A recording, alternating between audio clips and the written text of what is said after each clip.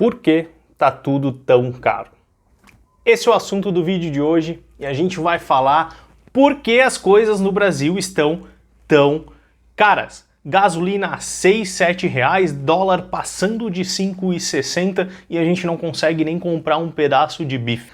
Sejam muito bem-vindos, meu nome é Marlon Avis e se você caiu de paraquedas aqui no canal, seja bem-vindo, considere se inscrever para acompanhar conteúdos sobre desenvolvimento pessoal, empreendedorismo, finanças aqui no canal. No vídeo de hoje eu quero passar com vocês, e o meu interesse não é nenhum de esgotar todo o assunto aqui, mas sim de uma forma muito resumida e didática, falar um pouquinho sobre por que as coisas no Brasil estão de fato tão caras. Porque o nosso dinheiro não vale absolutamente mais nada. E para falar sobre isso, eu preciso te falar um pouco sobre inflação. Você sabe o que é a inflação? A inflação nada mais é do que a perda do poder de compra da moeda. Ou seja, o seu dinheiro ele vale cada vez menos. O que você ia no mercado lá em 1994, quando a gente lançou o Plano Real, e com 50 reais você enchia um carrinho no supermercado, hoje você vai e compra 3 Kinder Ovo. Nem sei se dá para comprar 3 Kinder Ovo. Mas, muito bem, hoje o nosso dinheiro não está valendo praticamente mais nada. E isso em função da inflação. E a inflação ela é medida pelos índices inflacionários. E o índice principal que o governo utiliza para fazer essa medição, que é o índice utilizado pelo Banco Central para controlar a inflação dentro do país, o índice oficial é o IPCA, Índice de Preço ao Consumidor Amplo. E por que é amplo? Porque ele pega as principais capitais e ele mede uma cesta de produtos com famílias com renda de 1 a 44 salários mínimos.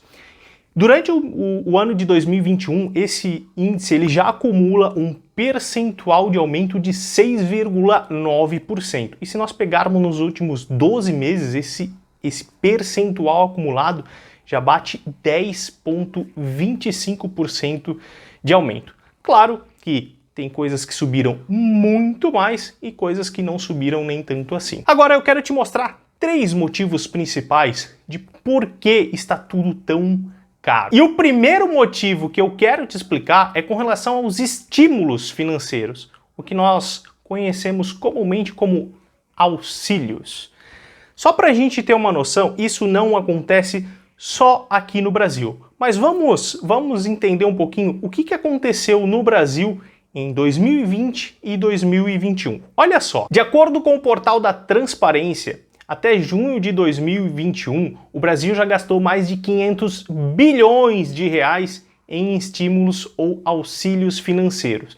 Só o auxílio emergencial que o governo liberou para a população em 2020 e até junho de 2021 são 311 bilhões de reais. Isso mesmo, 311 bilhões de reais. Mas isso não é só aqui no Brasil. Se nós pegarmos os Estados Unidos, a situação não é diferente. Inclusive, esses estímulos são até maior. Olha só, o pacote anunciado pelo Joe Biden, ele chegou a 1,9 trilhões de dólares. Isso significa 10,5 trilhões de reais. É mais do que o PIB do Brasil só em estímulos à economia. Tudo isso em função do combate à crise causada aí pelo coronavírus. Tudo bem, Marlon, mas o que isso tem a ver com o aumento dos preços? Bom, é o seguinte, esses estímulos,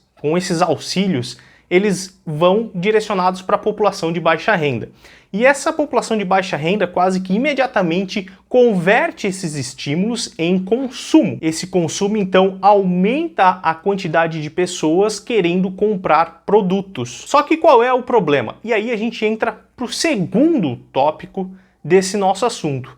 É que com a restrição do coronavírus, muitas fábricas ainda não retomaram a sua produtividade, ou seja, muitas fábricas ainda estão trabalhando com distanciamentos. A gente tem muitos locais, não só no Brasil, mas no mundo todo, onde nós temos uma série de medidas ainda restritivas para a produção. E aí o que acontece? Uma fábrica que antes, por exemplo, produzia 100 unidades, hoje está com um custo muito maior produzindo 70, 80 unidades, em função de algumas medidas restritivas ainda. E a gente teve mais gente consumindo. Aí o que aconteceu? Você tem mais gente consumindo e a indústria não consegue entregar. E o preço começa a subir. Então esse é o segundo momento. As medidas restritivas, ainda que estão sendo impostas, estão causando impactos na cadeia produtiva como um todo. E o preço fica muito mais caro na gôndola do supermercado. Vou te citar um exemplo. Cargas de containers que vinham da China a um preço aí de 1.200 a 1.500 dólares, mais ou menos, essas rotas hoje já passam de 10 mil dólares por container. Então o custo de produção de forma global tem aumentado significativamente. Tanto que essa inflação ela não está impactando somente o Brasil. E essa é uma inflação de forma global. Países desenvolvidos como Estados Unidos, Alemanha, Reino Unido estão trabalhando em níveis de inflação que são históricos para esses países nos últimos 50 anos. Então não é só o Brasil que está sentindo dificuldades aí em controlar os seus níveis de preço, controlar o poder de compra da sua moeda. E o terceiro fator que tem prejudicado a nós, brasileiros, muito é o câmbio. O nosso câmbio, que estava rodando lá no finalzinho de 2019, na faixa de 3,90, 3,95, está batendo a 5,60, 5,70, chegou a 5,84. Teve uma queda, agora está girando esse torno de 5,60. E isso contribui de forma direta para a inflação, porque muito do que nós consumimos no Brasil é derivado ou é indexado ao câmbio. Por exemplo, quando a gente fala, bom, a gente é o maior produtor de alimentos, sim, o problema é que todos os insumos e todos os defensores agrícolas, todos os pesticidas, adubos, tudo que nós utilizamos no campo, eles são importados. Então isso entra em dólar e aí o custo de produção fica mais caro. Todo o transporte que utiliza o combustível está indexado no câmbio, no petróleo. E isso também tem aumentado muito, porque o barril de petróleo tem aumentado significativamente no mundo todo. E aí aumenta a commodity e aumenta ainda o preço do dólar. O que acontece é que entra a um custo muito mais elevado para nós brasileiros. E quem paga a conta somos todos nós.